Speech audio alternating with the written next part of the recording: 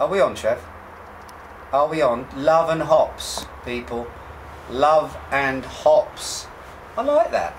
I really like that. I'm in love with this bottle. Hello everyone and welcome to Beer Sweden Television. It's TV, isn't it, Trev?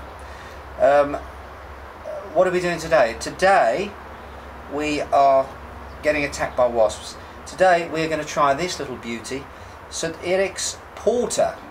None other than Pompona Porter, which, as I've recently found out through my good friend Wiki, is a vanilla Pompona from the Caribbean, or Caribbean if you're American, as we found out.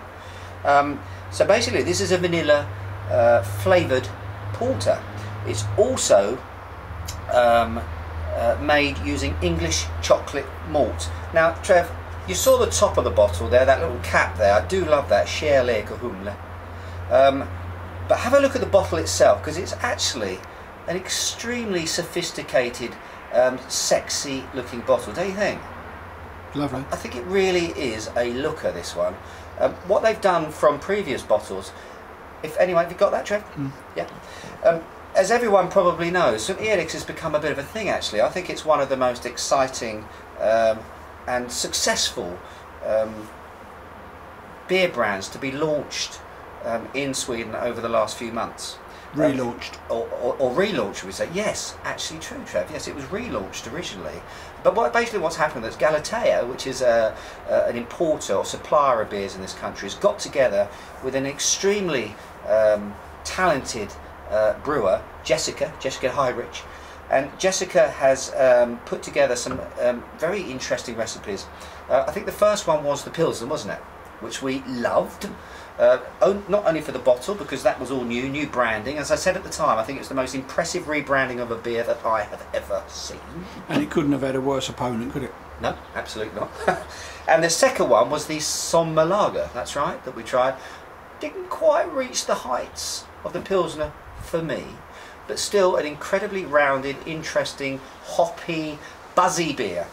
And what we've got here is the next generation, Pompona Porter. And if you see, the bottle itself is now embossed, so you've got some very nice little detail work here. Can you see that? Lovely.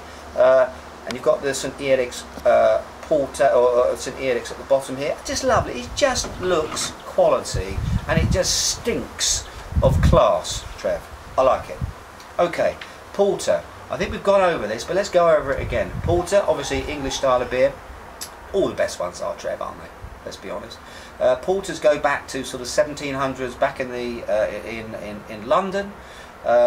What are they? They tend to be generally obviously quite powerful in terms of body. They tend to be quite roasted, malty. They have all those sort of chocolate and coffee types of vibes to them. Very usual in porters. And what we have here, of course, is that little addition, that little kick, hopefully, of vanilla to it. Now, I love vanilla. Let's get this off the bat straight away. Love it. Huge fan of vanilla. Not sure whether I love it so much in my beer, but I do love vanilla. So I'm going to rate this as I obviously see it, as I call it. But if you're not a fan of vanilla, then obviously, you know, take everything that I say with a bit of a pinch of salt. But I am looking forward to this one. The question is the vanilla too much? Is it going to overpower this beer? Is it going to duff it up? Or is it just going to add to it and round it out and make it a complete beer? We shall see. Should we open it up, Trev? Are you excited? Are you thirsty now? Oi, look at that. There's a good start. Lively little one, this one. Did you say oi? We got a oi. I said oi. Yeah, that's what it said at school. Look at this. Look, Trev. Look at this straight away. Made a bit of a mess. Look at the colour of this one, Trev. Can you see that? I tell you, I just did a little thing there. Do you see that? Just a little sneaky taste. Oh, vanilla. Black. Talking vanilla. Black, I say black, I say really, really dark brown. Yeah, really dark brown. Lovely coloured head to it. And by golly, by Jimbo, I'm getting vanilla. Well done. Woo. Wow. Well, there's vanilla here, people. There is vanilla with a capital V. Ooh.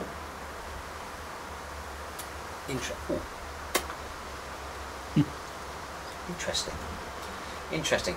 Lots of vanilla on the nose. Doesn't translate into the mouth taste as much as I would have thought it would have done. You've got quite bitter, a string inky, sort of bitter, roasted, dark roasted component to this beer.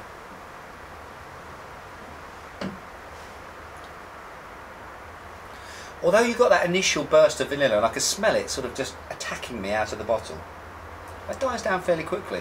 I actually like the level of vanilla here, and I'm liking this beer, Trev. I'm liking this beer. It threw me a bit at the beginning there. Do you see that? I was a little bit confused, more than normal. A little bit confused. I've got the big vanilla thing, and I'm expecting quite a creamy sort of mouthfeel. That's not there. This is quite spritzy. It's quite sort of spiky, which threw me a bit there, just for a couple of seconds. But then it crashed in, all that really nice roasted dryness, quite dry as well, so quite a nice long dry sort of bitter, sort of a mid-palate to finish. And you've got that very, so at the front you've got that almost creamy, not toffee, creamy vanilla. Well, it's like, you know, I know what it is. You know, like vanilla sauce, you know, that you can get from those packets, you know, you whisk them all up and, you know, you drizzle that over your rhubarb crumble or something like that. Vanilla sauce. It's that kind of flavour. Vanilla sauce at the beginning, which is nice, I like that. And then it switches in the mid-palate to this, and that's really where the malt comes in, this roasted, bitter, astringent sort of malt comes in. And really wipes all that out straight away. And you're left with this very sort of dry, nice, I think, very nice roasted finish to it. It's quite nutty as well at the end too. Really quite a impressive beer. I think, Jessica, what you do, keep doing it. Okay? Simple as that. Because you've really taken this brand, you, Galatea, whoever it is behind all this, you've taken the brand, you've jazzed it up, it's sexy looking, you've really redefined this whole brand. And you're coming up with these sorts of recipes that I think are just fun. They're fun. They're actually showing the limits, or they're showing what you can do with these styles of beers. Vanilla Porter, why not? From Sweden. Good stuff. In terms of ratings, Trev, have I got the new rating system now? Can I do the... I'm going to go for 3.8. 3.8. Read my mind. 3.8. This is good beer. It's borderline great beer. 5.4%, didn't mention that by the way, 5.4%. And when is this coming out in the system below it? I believe it's in September. I'm not entirely sure. You're not going to have to wait too long for this.